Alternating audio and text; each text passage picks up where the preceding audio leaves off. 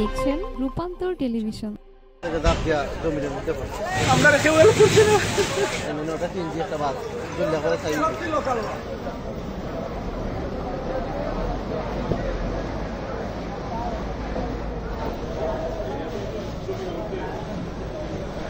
বাস থেকে অগ্নিকাণ্ডের শুরু এবং বাসের যে সেন্টার আছে সেটা বিস্ফোরণ হয়ে ওই লেগে সমস্ত পাম্প চলে গিয়েছে, প্রায় কয়েক কোটি টাকা ক্ষতিগ্রস্ত হয়েছে এবং 2-3 জন লোক গুরুতর অবস্থায় উসমানিতে আছে।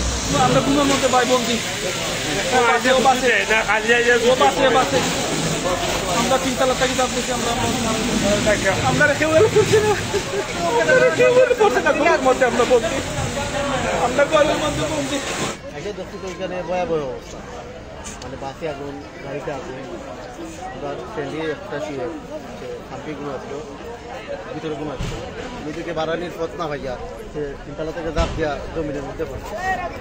ক্ষয়ক্ষতি মানুষের তেমন একটা ক্ষতি হয়েছে না, গাড়ির খুব ক্ষয়ক্ষতি হয়েছে, প্রায় 9টা গাড়ি, আপনার 9টা সিএনজি একটা বাস জল্লা করে চাই।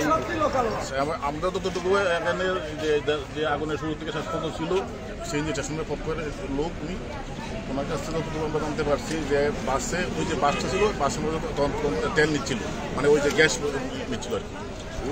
ওই সময় গ্যাসের নাকি 38 লিটার ঢোকার পরে এই আগুনটা আছে।